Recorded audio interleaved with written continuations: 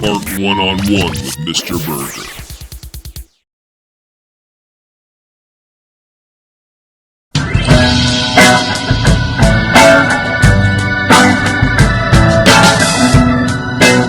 Scholars, welcome back to another fun-filled, action-packed episode of Art One-on-One with me, Mr. Burgher. I'm a professional artist and a master educator. I've been making art my whole life, and I have worked to develop those skills and artistic prowess, I guess, for lack of a word. And I want to pass those things that I've worked for on to students and teach them. And I'm also a master educator. I have a master's degree in art education. I have taught preschool all the way up to college level. With the collegiate level, I have primarily focused on Art 101, which is also my YouTube channel, Art 101 with Mr. Burgher. And you can search that and find that and follow that, and I greatly appreciate it, as well as all over social media, from the Instagram and the Facebook and the this, do that, and all those little thingers you do. And I am starting to dabble and move toward this podcast experience with Art 101, with a Art 101 version called Art One-on-One, where I speak one-on-one to you. My hope is that the platform might change and alter a little bit in the coming days and weeks and months, but we'll see what happens with that. And I'll talk more about that as we go forward. Today, I want to kind of set the stage by acknowledging some feedback that I've received. It's always difficult to get criticism or critiques. It's important for us to reflect on the work that we do. This is important as an artist. It's important as an educator. It's an important part of anything that we're serious about doing and doing well. We have to be honest, we have to be reflective, and we have to be able to take criticism where it comes. And I've had several people say, I listened to the first one, and there were times where you really had me, and I loved it, and there were times that I wasn't really sure where this thing was going to go. I wasn't really sure what direction you were going in. And so just so we're all aware, I'm not really sure either. I've looked at several podcasts. I've looked at some formulas. I've read some different strategies on how to organize all of the information, or how to divide it up with a podcast, the length of time you're supposed to go, and all of those variables. And just so we're all clear, there is no real clear answer on what you're supposed to specifically do. So what I'm attempting to do is create the best product that I can with the tools that I have, and kind of just start moving forward. I learn by doing, and if you're a person like me, then I can't read the manual and tell you how something operates. I got to start pushing the buttons and messing with things, and through trial and error, I figure it out and I get on the right path. And there may be a shortcut that I'm missing, and feel free to acknowledge that. I will be completely open to any and all advice you have. Feel free to send me anything on Twitter. Feel free to send it to me on email or wherever on social media, a message or however that works. I don't know. Anyway, one of the first really major topics that I want to start to jump into is kind of a weekly breakdown of some of the other things that I'm putting out on social media. What I've been kind of focusing on is placing out several different types of content. I make smaller videos during the week, and then on the weekend I post a longer format type video. During the week, Tuesday and Thursday of this past week, I posted a video on some of the artwork that my students made, some of my first graders. We were talking about Vincent van Gogh. And Vincent van Gogh is one of those artists that you kind of have to walk a delicate line with, especially with your younger kids. You know, Vincent van Gogh is an important figure in the art world. We look at him as an example for texture, and we look at him as an example for color use and just the way that he created. You know, people love it. They gravitate to it. They know the name, they have that name identification, but then you start to get into the story of Vincent van Gogh, and kids want to know things, and those are very delicate conversations to have, especially in our world today, and especially with smaller kids. And I love Vincent van Gogh. I love his work, and I also, not to get off topic at all, but not to digress at all too much, but at the same time, I also feel that it's a very important thing for art educators or anybody that's interacting with kids not to use the same artist or the same individual, the same book, the same thing as the example for everything. If every time you wanted an example for an artist that was a post-impressionist artist, you went to Vincent van Gogh in kindergarten through 12th grade, they're going to get hit over the head with Vincent van Gogh and his stuff, you know, quite a lot. And they'll probably have that ingrained in their mind, but then the only artist that they're going to have ingrained in their mind is Vincent van Gogh, and anybody in any format or form of pop culture is going to see Starry Night. You're going to see The Night Cafe. You're going to see The Bedroom. You're going to see those iconic Vincent van Gogh paintings again and again and again. You're going to recognize those things as Vincent van Gogh. And I think it's important to not just go to the easy example as the example. So a lot of times, instead of Vincent van Gogh as the example, I'll go to other artists, like I'll use Camila Pizarro. I will use Mary Cassatt. I'll use like the sky in Starry Night. Instead of really focusing on that, I'll use Edvard Munch and the Scream instead. It's a very similar looking sky, which is actually influenced by Starry Night. But be that as it may, the fact is that there are other artists and other things that you can kind of lean toward without focusing on the easy Vincent van Gogh example. But in this case, I think it's important at least every other year or so to focus on Van Gogh. At least that's how I'm approaching it. So I cover Vincent van Gogh a little bit in first grade, in third grade, and in fifth grade. And then on the opposite years, there's another artist, Henri Matisse, who we look at on the other side, and I do that with other artists like Picasso. I don't cover Picasso every year or every semester. He's one that is covered every other year, and so there are some students that didn't get a whole lot of explanation or in-depth looks at Picasso or Van Gogh or those artists this year, but next year they will.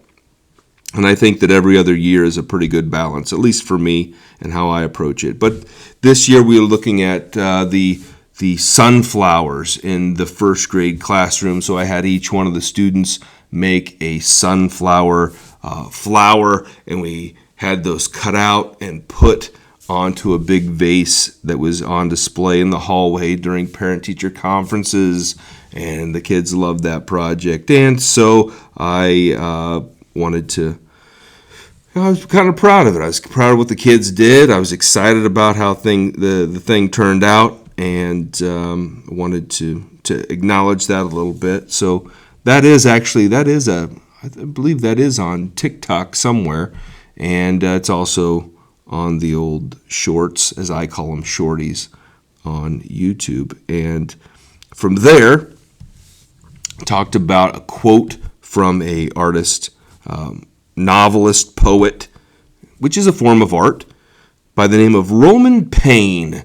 And Roman Payne talked about basically the justification of artists, or a justification of artists. And in a nutshell, I reflected on a quote of his, and to paraphrase him, he was talking about all forms of insanity, habits that are quirky and unique, and awkwardnesses that people have, are all looked past if that individual is a great artist. And that's true of all kinds of different things. I think people look past, you can fill in the blank. I don't need to say their names out loud, I don't think.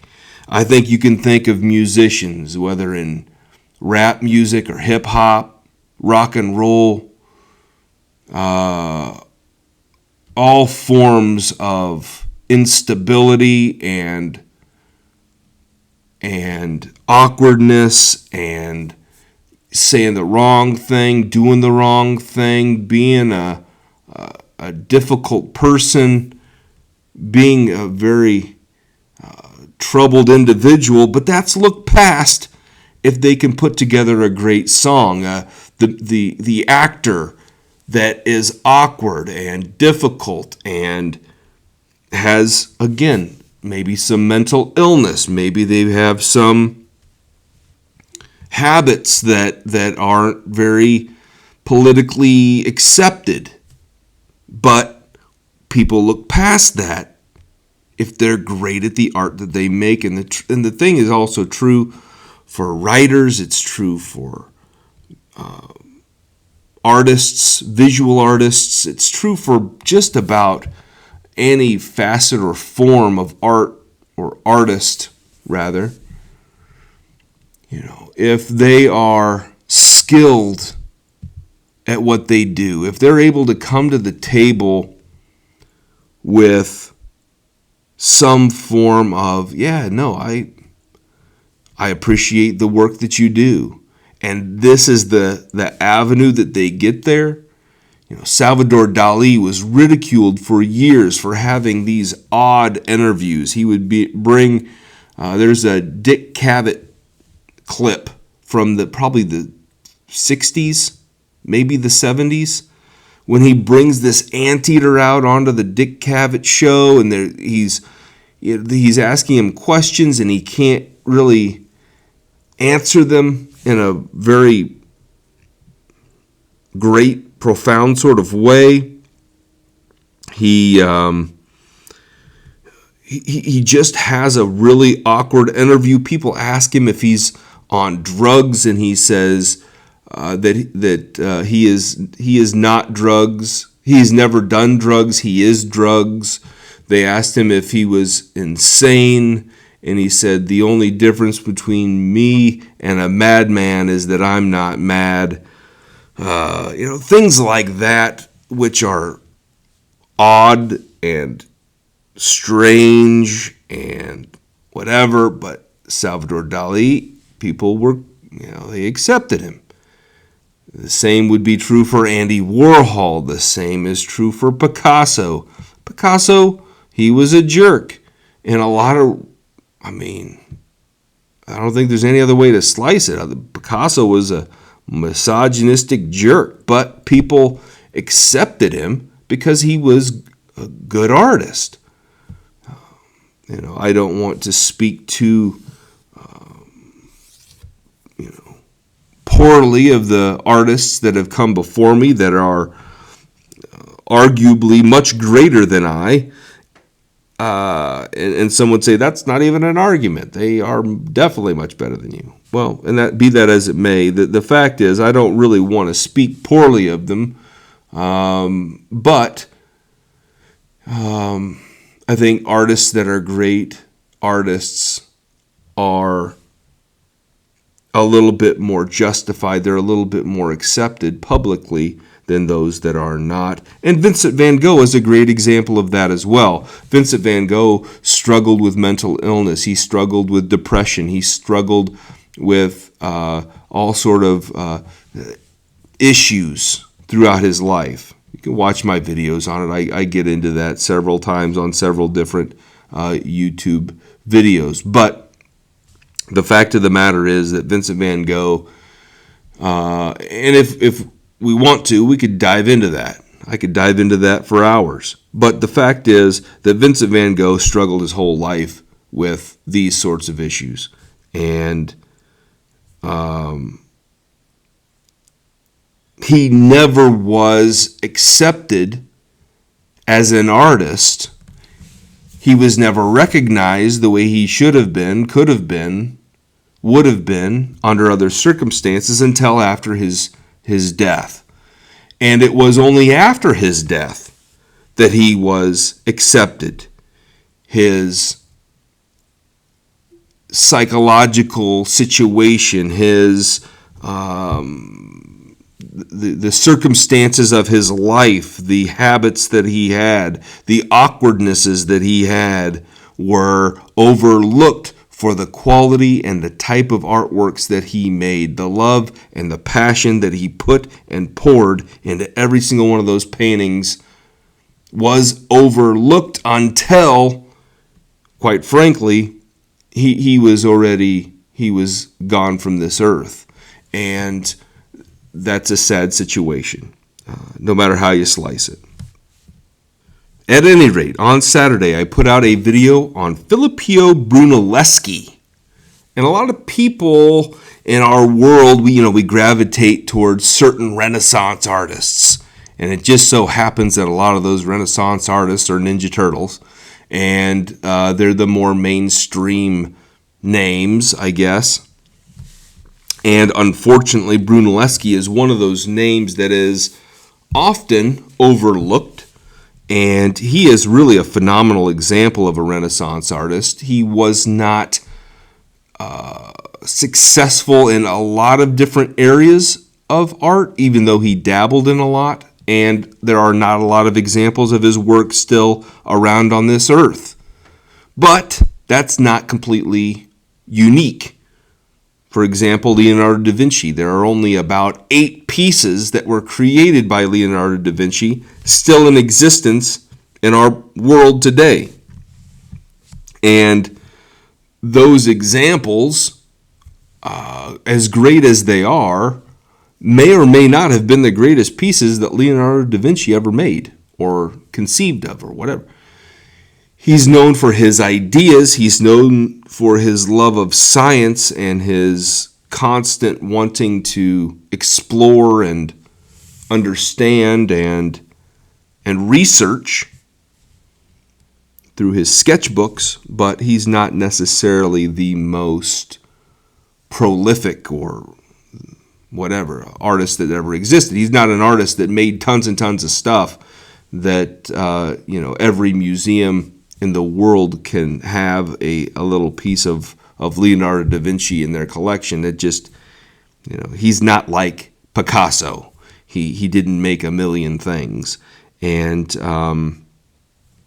because of that, an artist like Filippo Brunelleschi, his work is very scarce, and because it's so limited, it doesn't get out that much. His name doesn't get out that much, and so it's a very small number of folks that may or may not know who he is. But he was the teacher of Leonardo, or pardon me, he was a contemporary of Leonardo da Vinci, but he was a teacher of Donatello Bardi, the famous sculptor Donatello.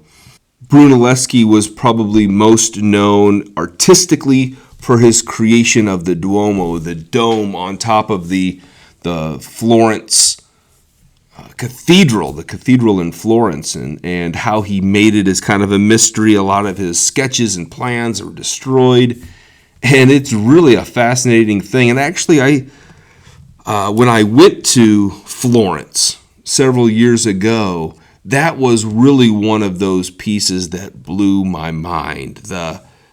Somebody built this with a scaffolding using no power tools, no electricity, just their own knowledge of how they thought it could go together and assembled it. And somebody just said, hey, we think you know how to do it.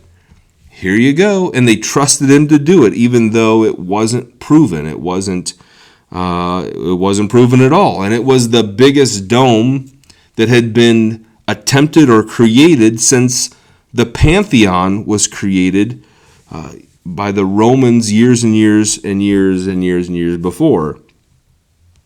And that's really an amazing feat of architectural engineering, really. And Brunelleschi, I mean, he's a big leaguer. He's big time.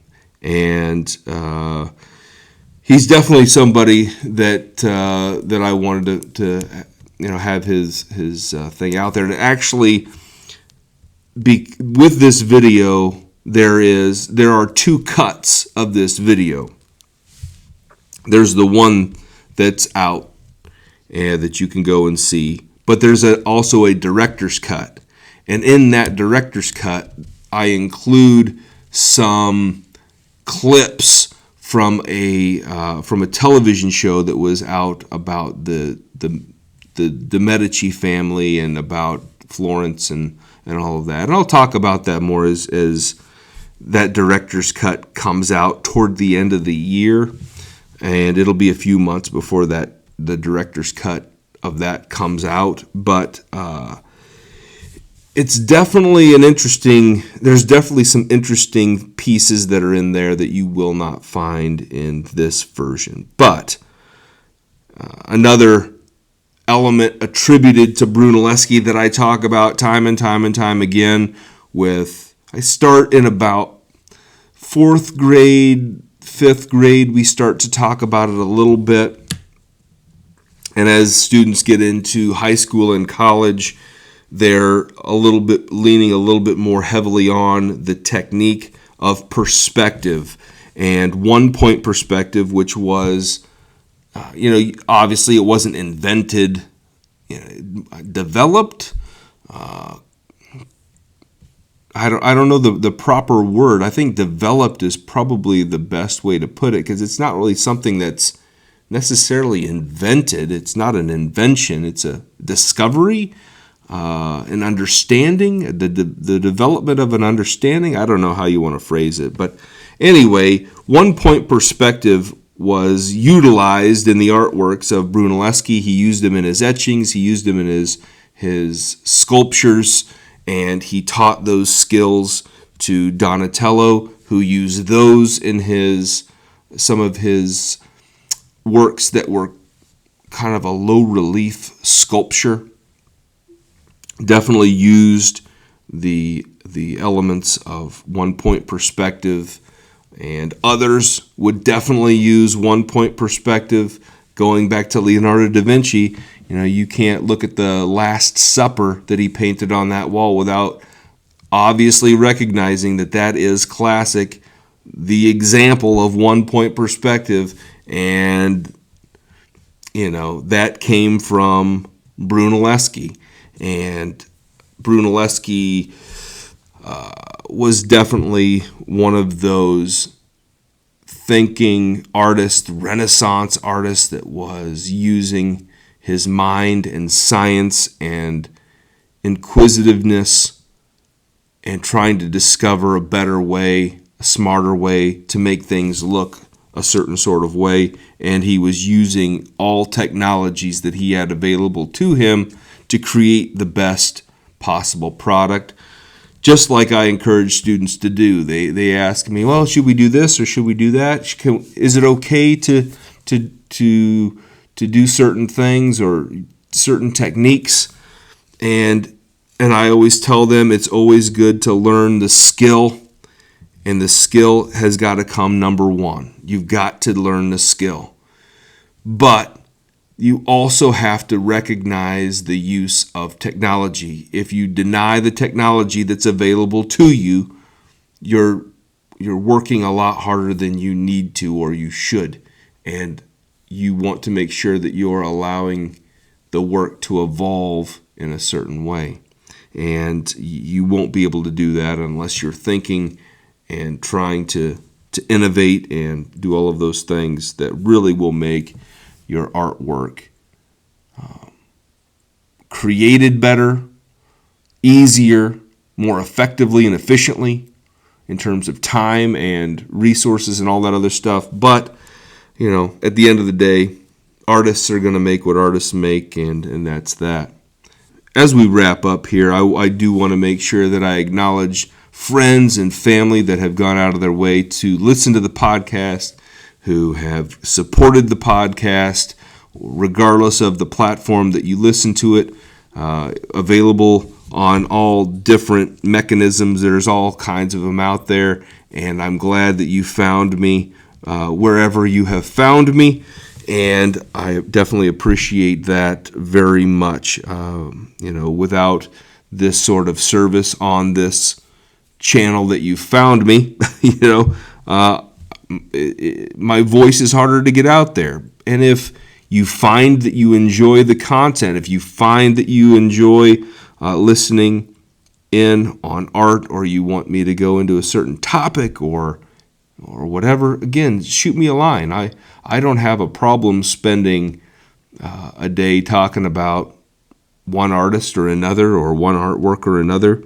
I'll talk about just about anything that you're interested in, if I feel like I'm knowledgeable enough to do so. And if I'm not, I'll probably bring it up and just acknowledge the fact that I don't know. There's a million artists and a million artworks and probably more than a million. Anyway, you understand. There's lots and lots of content possible, but I don't know that I can speak to or on every single topic. But if possible, I definitely will do my best to do so. I want to definitely send out a special shout out to all of my kids, Brooklyn, Brody, Hank, and Etta. Definitely love to all of you. And as I'm moving forward with allowing this platform to evolve, the podcast to evolve a little bit, there are some things in the works. I'm trying to get a moderator, mediator, I don't know what the title would be, to help focus the attention, to help drive the conversation, to have somebody to have more of a conversational thing with as I go forward. And maybe next week or the week after that sort of will iron out, and we'll see where that goes. I'm hopeful that will happen. I'm hoping that will happen, but you never know. There are lots and lots of things and lots of variables, and we'll see what happens. But either way, I definitely appreciate you for being here, and I appreciate your time and energy and your consideration when choosing this as your listening enjoyment. Make sure that you like, share, subscribe, or do all of those little clickety-click-clack things that you do when you're listening to this, so that I know that you liked it, and give me some feedback and all of that fun jazz as well. Very much appreciate you. Appreciate your time, and we will hopefully hear from you, and you will hear from me later on. And in the meantime, I hope you have yourself a great day.